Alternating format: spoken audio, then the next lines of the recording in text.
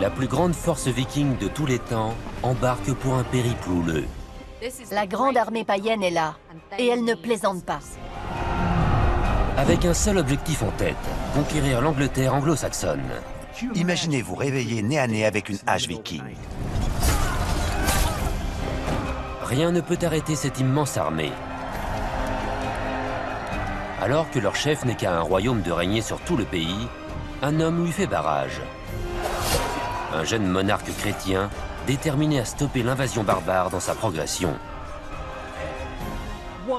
Un seul de ces deux hommes pourra régner. Quant à savoir lequel, cela se jouera à l'issue d'une rencontre sur le champ de bataille. Le vainqueur déterminera le cours de l'histoire de l'Angleterre pour les 1000 ans à venir.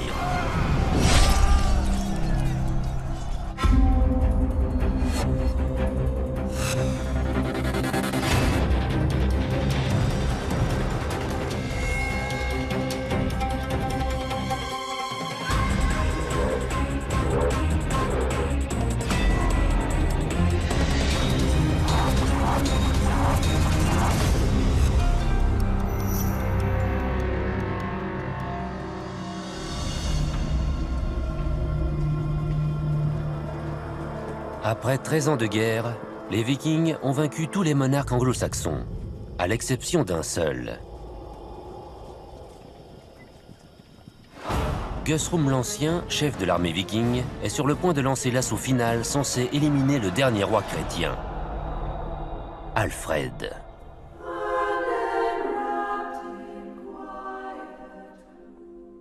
Alfred est le dernier obstacle sur le chemin de Guthrum, le dernier roi à abattre. Guthrum n'aspire qu'à une seule chose, l'anéantir. Le roi Alfred, alors âgé de 27 ans, est loin de se douter que le palais royal est cerné par ses envahisseurs. C'est la période de Noël. Les troupes campées d'Alfred célèbrent joyeusement l'événement. La dernière chose dont elles ont envie, c'est d'aller au combat. Si le roi Alfred périt, la chrétienté dans le monde anglo-saxon n'aura pas la moindre chance de survivre. Pour la première fois dans l'histoire, les Vikings sont sur le point d'assujettir une nation tout entière.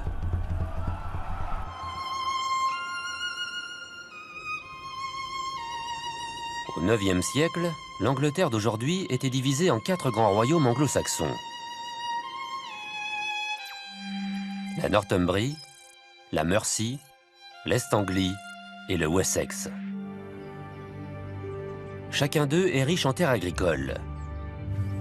Ces 4 royaumes sont en passe de devenir les plus prospères de toute l'Europe. L'Angleterre du IXe siècle regorge d'énormes richesses. Le commerce à l'exportation et l'économie se portent à merveille. La réussite financière des anglo-saxons repose sur la foi chrétienne. Celle-ci est à la base des échanges lucratifs avec le reste de l'Europe chrétienne. L'Église chrétienne est au cœur des échanges commerciaux européens. À cette époque, elle offre aux gens plein de possibilités de faire du commerce entre eux. Le symbole de cette prospérité anglo-saxonne grandissante est la joaillerie en or.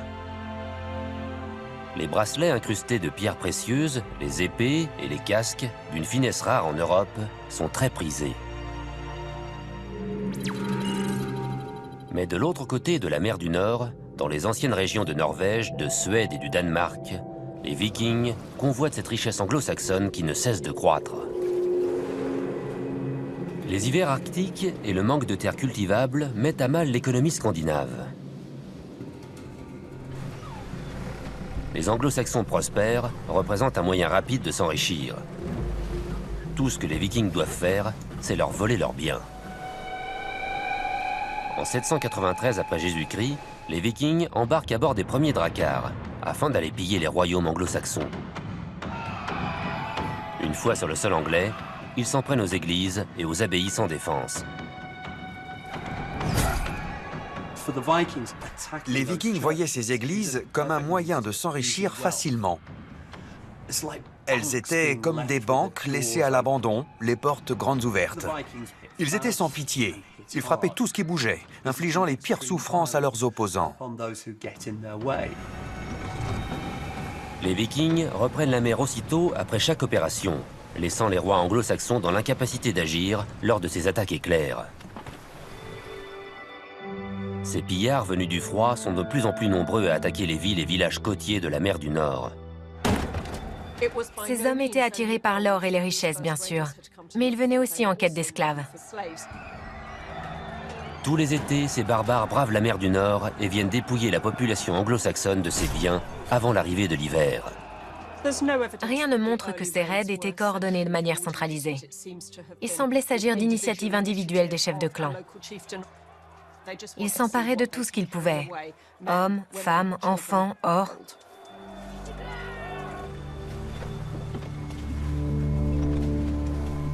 Au printemps 865, 80 ans après les premières attaques, une flotte viking débarque sur la côte anglaise. Mais cette offensive est différente des autres. À en croire à la légende, leur leader, Ivar le Désossé, n'est pas un chef ordinaire.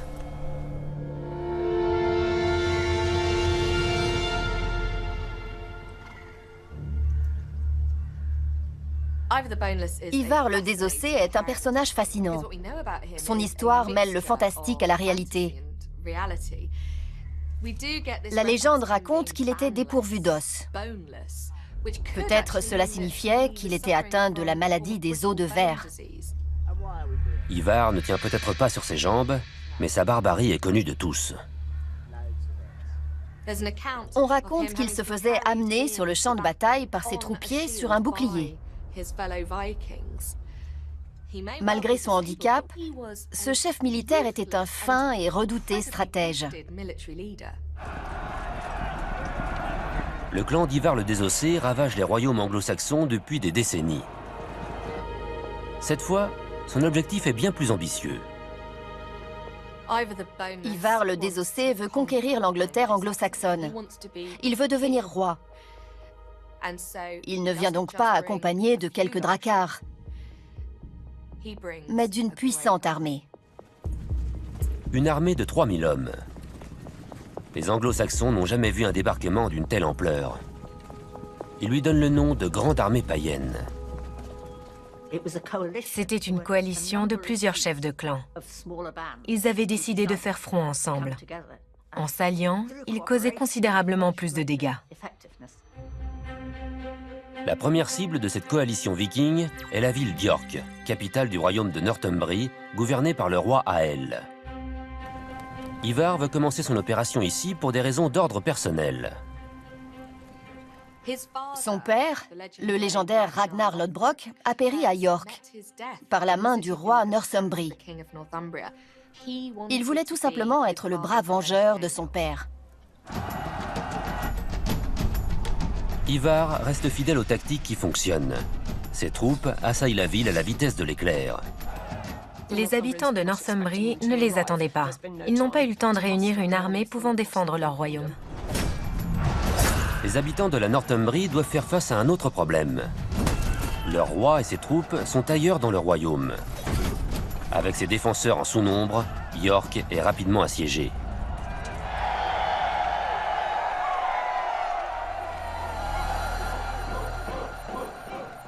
Ivar a l'avantage. Il se repose et attend tranquillement que le roi tente de reprendre la ville. Aella, roi de Northumbrie, réunit un groupe de guerriers et lance une attaque sur Ivar. Celle-ci va horriblement mal tourner.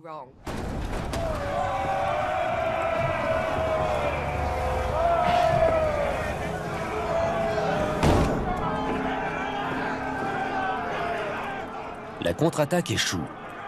Selon la légende viking, le roi Aelle est capturé vivant et ramené devant Ivar. Déterminé à venger la mort de son père, Ivar condamne le monarque à l'exécution viking la plus ignoble qui soit.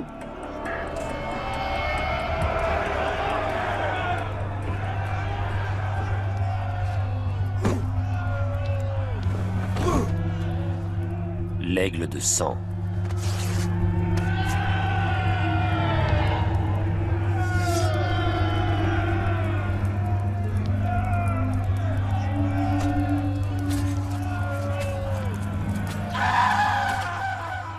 L'aigle de sang revient à inciser le dos du prisonnier, à découper ses côtes pendant qu'il est toujours en vie,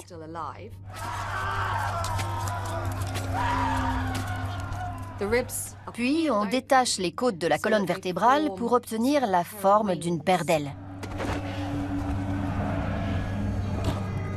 Le roi, ainsi atrocement mutilé, sert de cible pour la pratique du tir à l'arc. C'est un message très fort qu'il envoie aux Anglo-Saxons. La grande armée païenne est là. Et elle ne plaisante pas.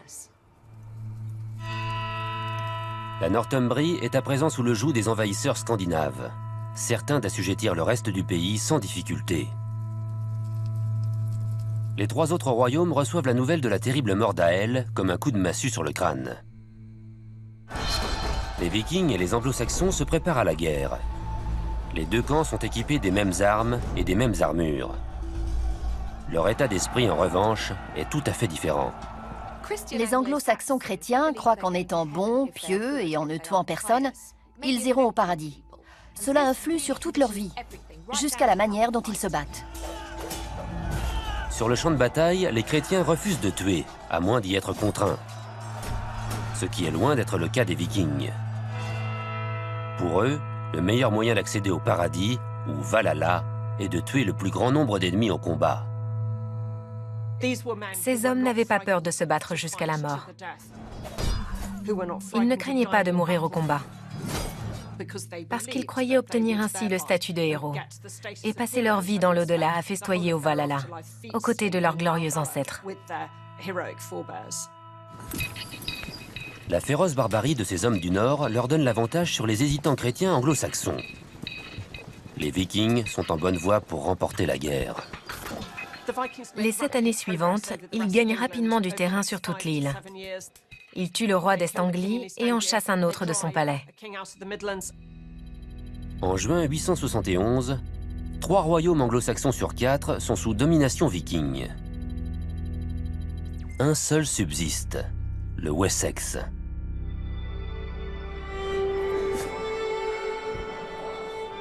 Son souverain, le jeune et pieux roi Alfred, est sur le trône depuis quelques semaines seulement. Il est persuadé d'être l'élu de Dieu et que celui-ci a envoyé les Vikings pour une raison précise. Alfred pensait que Dieu l'avait choisi pour régner sur le peuple anglo-saxon et qu'il avait envoyé les Vikings punir son peuple pour avoir désobéi aux préceptes de la loi divine. Le roi Alfred a une mission sacrée. Montrer aux anglo-saxons la voie du salut en les sauvant des mains de ces féroces envahisseurs. Mais d'après la légende, au moment où Alfred accède au trône du Wessex, Ivar le Désossé projette d'envahir un pays voisin, l'Irlande. Il passe alors les rênes de la grande armée païenne à un autre chef viking, Guthrum l'Ancien. C'est un militaire danois très important. Il a étendu son pouvoir sur tout le nord de l'Angleterre et il est maintenant la principale menace du roi Alfred. Maintenant qu'Ivar n'est plus de la partie, Guthrum n'a qu'une idée en tête, devenir le premier viking à gouverner sur l'Angleterre. Il va utiliser toute la force de sa grande armée pour éliminer l'ultime obstacle sur sa route, le dernier monarque chrétien, Alfred. Il a dans les 25 ans lorsqu'il est sacré roi. Cerné par les royaumes sous occupation viking, il est dans une posture très dangereuse. Les hommes de Guthrum occupent tout le reste du pays. Les chances qu'Alfred reste souverain sont minces. Mais contre toute attente, le jeune monarque tient tête aux forces scandinaves. C'était bataille après bataille contre les Vikings. Il en a remporté quelques-unes, mais en a perdu beaucoup. Malgré les efforts acharnés de Guthrum, Alfred réussit à garder son trône durant 7 ans. Ils étaient dans une impasse. Alfred n'arrivait pas à les bouter hors de son royaume. Et les Vikings ne remportaient pas assez de victoires pour prendre le contrôle du Wessex. À l'hiver 878, Guthrum risque le tout pour le tout afin de sortir de cette impasse.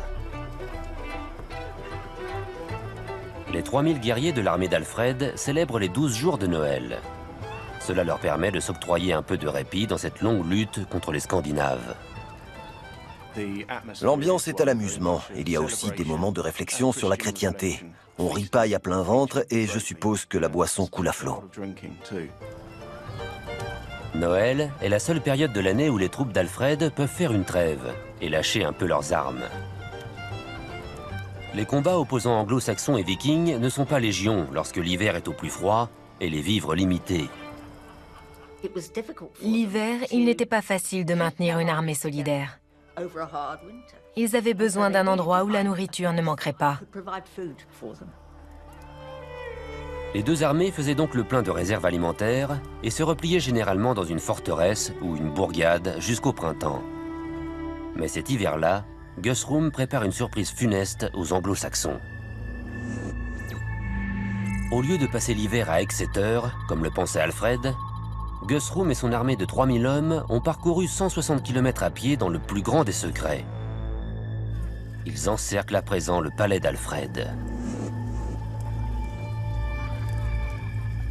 Guthrum compte anéantir Alfred et son armée entière dans une attaque surprise.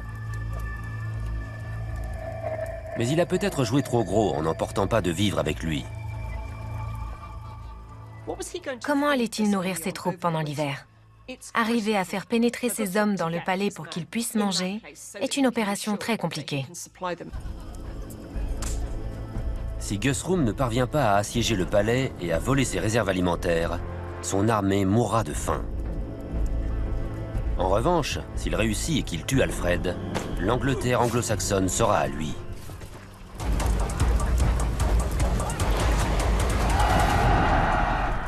N'ayant plus rien à perdre, Guthrum lance l'offensive.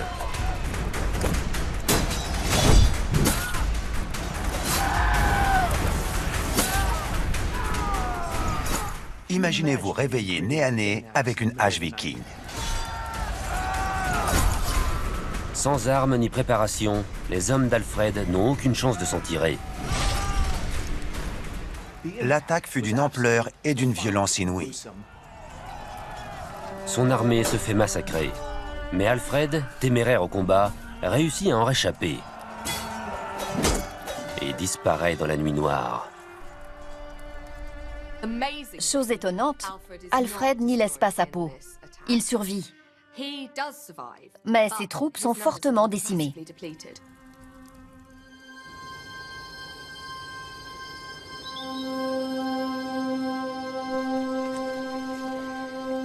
Seul Alfred et une centaine d'hommes de sa garde personnelle s'en sortent. C'était une véritable conquête du Wessex par les Vikings. La seule ombre au tableau est qu'ils n'ont pas réussi à attraper le roi. Il ne reste qu'une seule solution au roi Alfred. Alfred se rendit compte qu'il fallait fuir immédiatement. Alors il est parti vers l'ouest. Laissant le chaos et la mort derrière lui, Alfred s'enfonce dans les terres reculées du Somerset, à 110 km de là.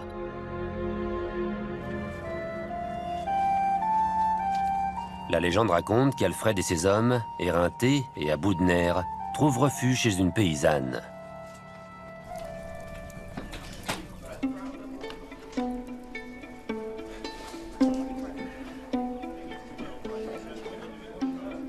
Nous sommes exténués. C'est prêt. Ignorant que son invité n'est autre que le roi du Wessex, elle lui demande de surveiller la cuisson de son pain.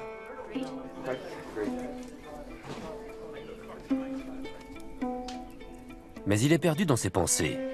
Comment sauvera-t-il son royaume?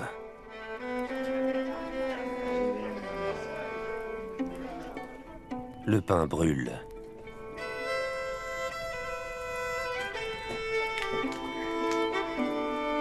Mon pain! Réalité ou fiction, cette anecdote est l'une des plus célèbres de toute l'histoire de la Grande-Bretagne. Mes excuses. Il y a une signification derrière la légende. Dehors! Tout d'abord, c'est une super histoire. parce qu'il se fait rabrouer par cette femme à cause du pain. Mais ensuite, parce qu'à ce moment précis, on sait ce qui se passe dans sa tête. Alfred sait que le seul moyen de récupérer son royaume est de mettre sur pied une nouvelle armée. On pense qu'il a dressé une longue liste de tous les sujets qui lui proclamaient encore leur loyauté. Loin de Chippenham, de Guthrum et de son armée, dans les comtés de Somerset, Wiltshire et Hampshire, Alfred sait qu'il peut compter sur suffisamment d'anglo-saxons pour lever une nouvelle armée. Seulement, mobiliser autant d'hommes prendra du temps. Le roi sera obligé d'attendre le printemps pour pouvoir réorganiser son réseau de communication, lui permettant ainsi d'effectuer le recrutement de ses futurs soldats dans les différents comtés du royaume. Alfred est donc confronté à un danger imminent. Les Vikings chercheront à le tuer bien avant le printemps.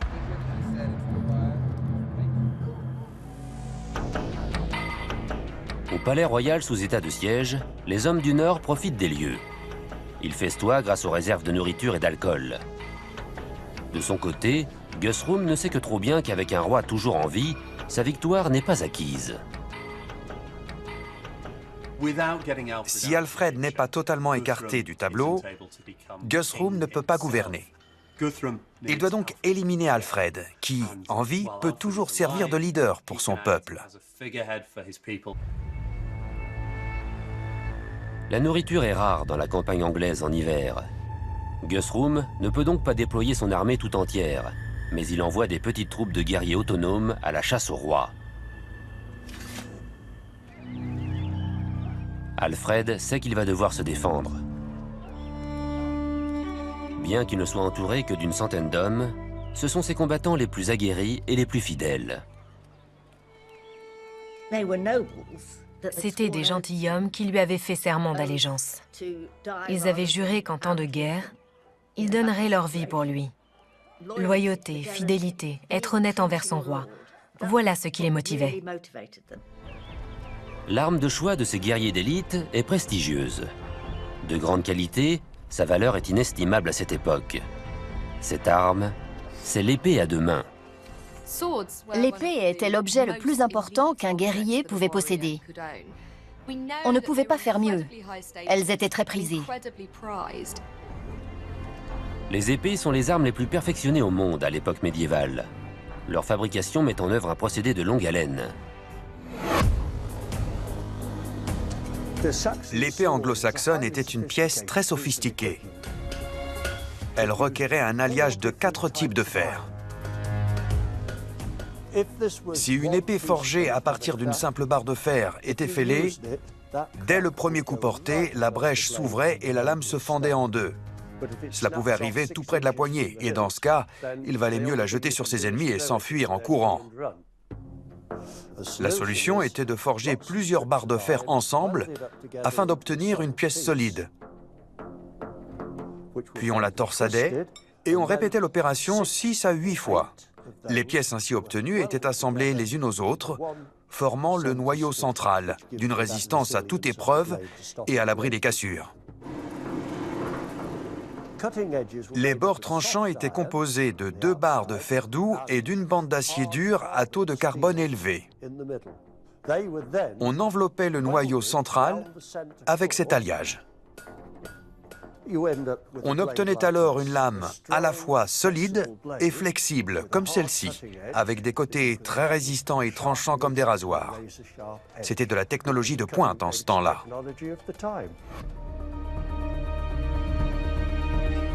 Munis de ces merveilles d'armement médiéval, les hommes d'Alfred peuvent affronter n'importe quel guerrier de l'armée de Guthrum.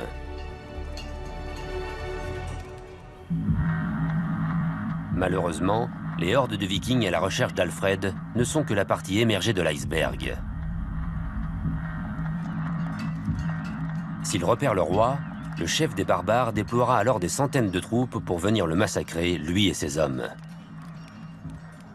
Alfred est face à un énorme problème stratégique. Il est immobilisé avec 100 hommes seulement. Ce qui n'est rien comparé aux milliers de Vikings hyper entraînés, n'attendant que le signal pour l'éliminer. Mais Alfred a une idée. Avec l'appui de sa garde rapprochée, il va tendre un piège aux guerriers vikings. Ces hommes et lui connaissent la campagne comme leur poche pour y avoir beaucoup chassé. Mais cette fois, au lieu de chasser le cerf, ils chasseront le viking. Pour cette mission spéciale, ce n'est pas sur leurs précieuses épées que les anglo-saxons devront compter. Pour ce type d'embuscade, apparentée à une guérilla, il faut des armes silencieuses et qui frappent rapidement, comme des lances, des arcs et des flèches. Il faut prendre l'ennemi par surprise. Les hommes d'Alfred sont des experts dans le maniement de ces armes. Ils les utilisent depuis toujours dans la chasse au gibier. Mais les Vikings ont quelque chose que les cerfs et les sangliers n'ont pas. La cotte de maille. Tout comme les épées médiévales, la cotte de maille est réservée aux combattants d'élite, car sa fabrication représente une tâche considérable. Les anneaux d'une cotte de maille sont reliés un par un à la main. Il nous faut des anneaux en acier. On les fait passer l'un dans l'autre. Pour les attacher, il nous faut un petit rivet. On l'insère dans la tâche. Celui-ci est trop long, donc je vais le couper. Et on aplatit au marteau. Une armure entière de cotte de maille est composée de 90 000 anneaux et rivets. On comprend pourquoi il demandait aux enfants de les aider. C'était un travail minutieux et fastidieux. En tout, il fallait des semaines pour fabriquer un haubert en cotte de maille de taille adulte. La cotte de maille coûtait très cher à cause de l'ampleur de la tâche. En revanche, elle offrait aux guerriers un degré de protection très élevé contre les armes blanches et les flèches pour la chasse. Ceci est une pointe de flèche typique servant à chasser les animaux à l'époque médiévale. Par contre, elle était inefficace contre les armures, et en particulier la cotte de maille. La pointe est beaucoup trop large. Elle se coince dans les anneaux, ce qui l'empêche de pénétrer. Voici une pointe de flèche un peu plus adaptée. Il est évident qu'elle est conçue pour mieux passer au travers de la maille. Elle est plus étroite et en forme de croix pour faire éclater l'anneau.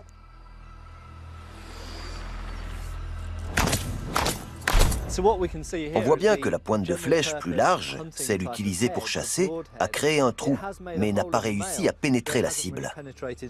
En revanche, les pointes spécialisées s'y sont enfoncées profondément. Elles infligeaient des blessures souvent fatales. Lorsque les hommes de Guthrum arrivent dans le Somerset, ils ne se doutent pas que l'unité d'Alfred les attend, prête à attaquer avec ses flèches perce-mailles.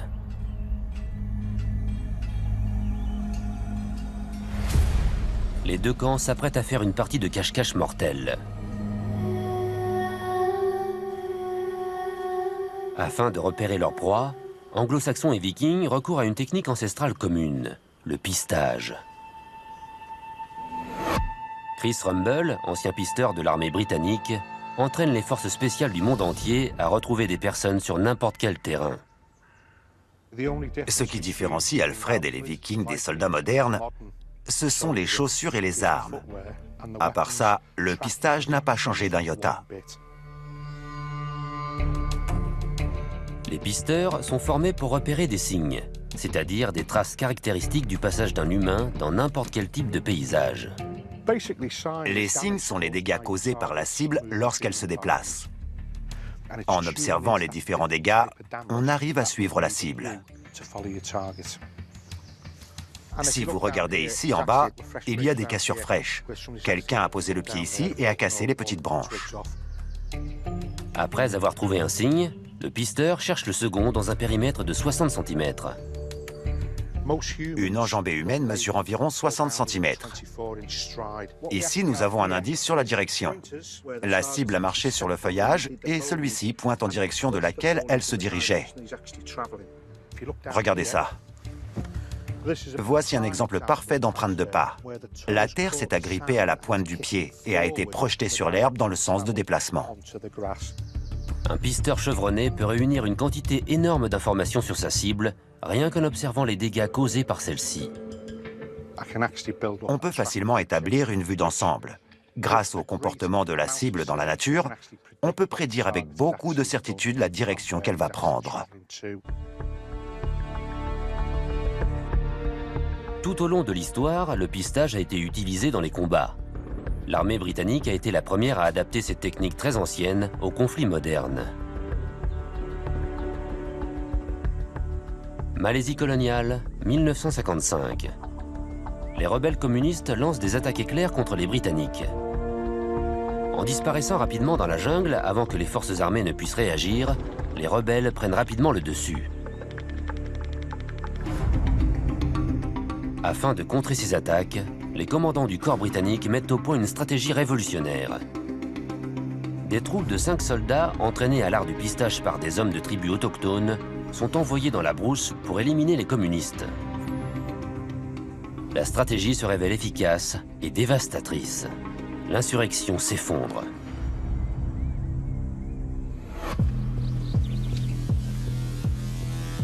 Plus de 1100 ans auparavant, le roi Alfred et ses hommes s'appuient sur une tactique similaire pour stopper Guthrum et ses troupes. Bien que les Vikings soient aussi aguerris que les Anglo-Saxons dans l'art du pistage, Alfred jouit d'un avantage sérieux. Alfred connaissait le terrain et le relief de son royaume. Il avait donc un tour d'avance sur cette armée étrangère qui n'aurait jamais pu savoir tout ça. Lorsque les hommes d'Alfred découvrent enfin le passage des Vikings, la traque peut commencer. Leur but n'est pas de les suivre, mais de déterminer leur point de chute.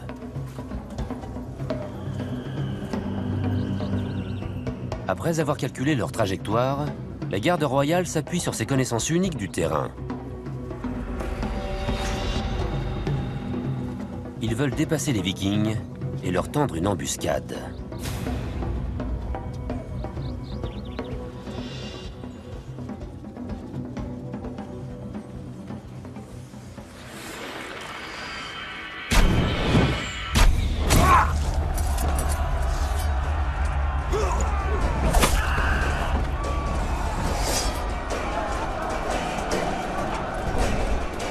La pluie de flèches et de lances paralyse les Vikings.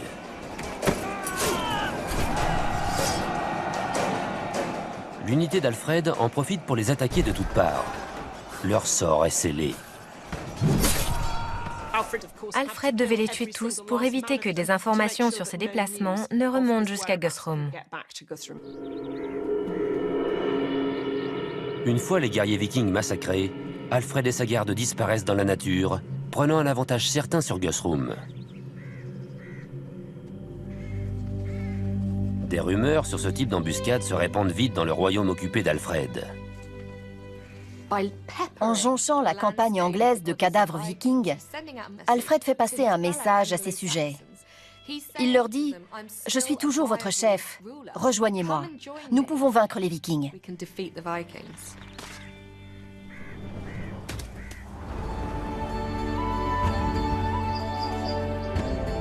Le printemps est enfin là. Le roi Alfred a survécu à toutes les attaques de Guthrum. Il envoie un message aux confins de son royaume, par-delà les limites de l'occupation viking. Il est temps de mettre sur pied une nouvelle armée. 3000 anglo-saxons répondent à l'appel. Alfred a une nouvelle armée.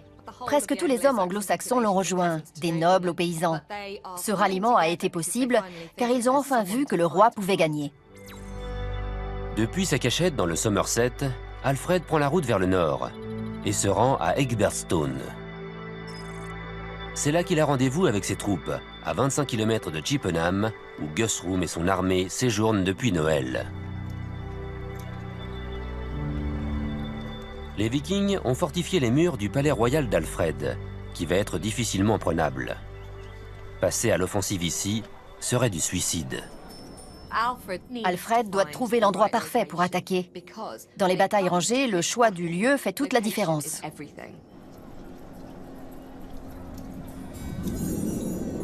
Les sentinelles du roi découvrent la faille dans la cuirasse de Guthrum. Guthrum est à court de vivres. Le palais regorgeait de provisions, mais il a bien fallu nourrir ces grands gaillards tout au long de l'hiver. Cette information est l'opportunité qu'Alfred attendait. Il sait que Guthrum doit trouver de quoi boire et manger à sa grande armée païenne. Le roi sait aussi où il ira pour se ravitailler. Guthrum est obligé de quitter la forteresse pour aller chercher des vivres. Un domaine royal ferait l'affaire puisqu'il serait rempli de réserves alimentaires. Le domaine royal le plus proche se trouve à Eddington, à 20 km de la base viking de Chippenham et à seulement 16 km de l'armée anglo-saxonne campée à Egbertstone. Si les prédictions d'Alfred s'avèrent être justes, il a un avantage stratégique capable de changer la donne. Au début du mois de mai 878, Guthrum et ses troupes arrivent à Eddington. Guthrum ne comprend pas vraiment ce qui est en train de se passer. Il se doute qu'Alfred est sur sa trace. Mais il ignore où se trouve l'armée du roi.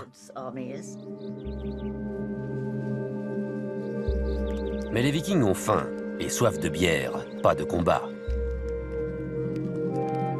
Pendant qu'ils se repaissent des vivres volés, Alfred met en place ses troupes anglo-saxonnes.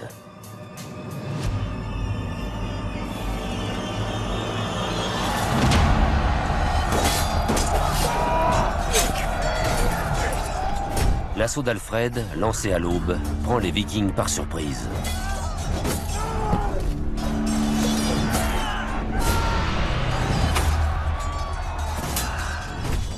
La bataille d'Eddington était une scène de carnage. La chronique anglo-saxonne, un manuscrit de l'époque, relate un massacre viking d'une envergure et d'une violence rare. Guthrum, n'ayant plus aucune chance de gagner, bat en retraite et rentre à toute hâte à la forteresse de Chippenham.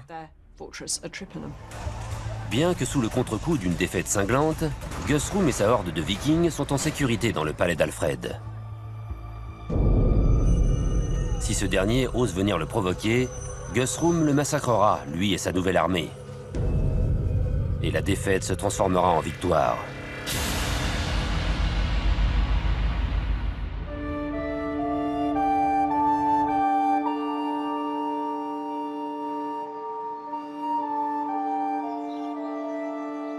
Mais le monarque chrétien n'a nullement l'intention de lancer une attaque.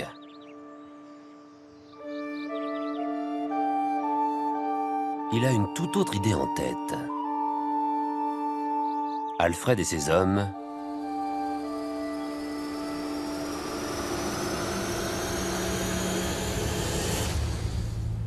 vont festoyer. Il peut à présent envoyer des sentinelles et toutes sortes de serviteurs lui rapporter de la nourriture. Et c'est ce qu'il fait. Alfred sait qu'il ne reste plus rien à manger ni à boire entre les murs du château. Pour triompher de Guthrum, le roi et ses hommes n'ont plus qu'à patienter en ripaillant.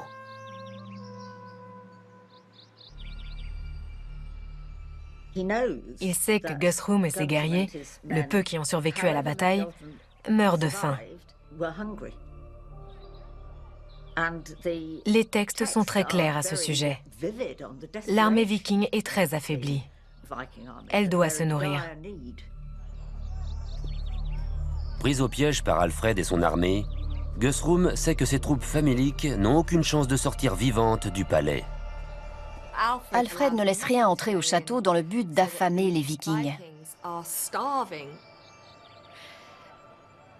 Leur sanctuaire est devenu leur prison.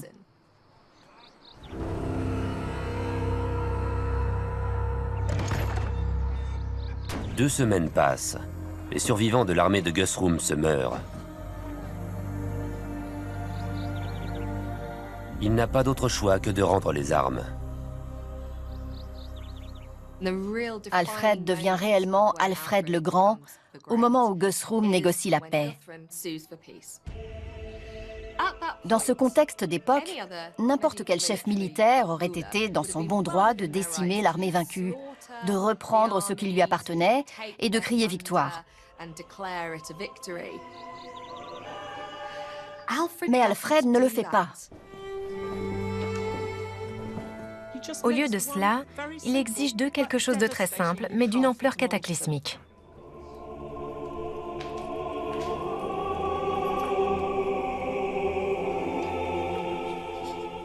Il les oblige à se convertir au christianisme.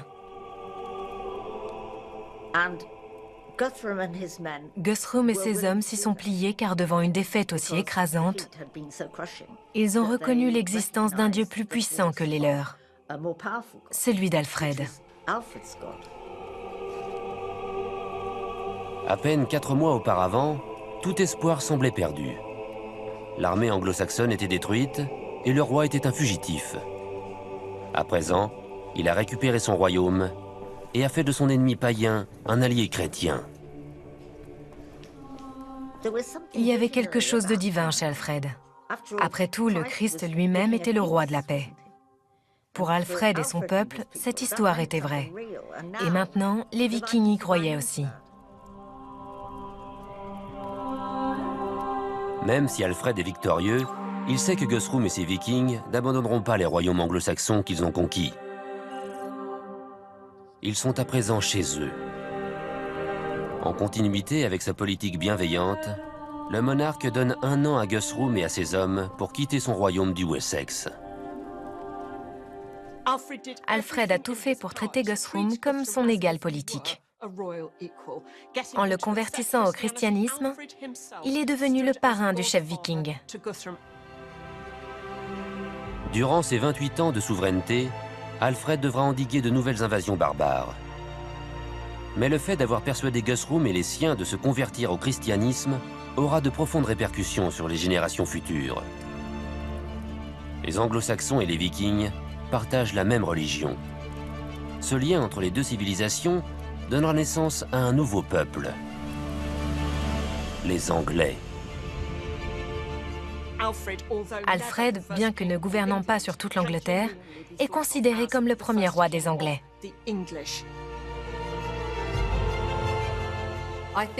Je pense que plus que n'importe quel autre souverain de son temps, il a vu les choses dans leur globalité. Il a compris qu'il valait mieux unifier que diviser. Il n'a pas seulement remporté une victoire, il a apporté à cette guerre des cultures une solution à long terme. Et c'est pourquoi il est mon héros.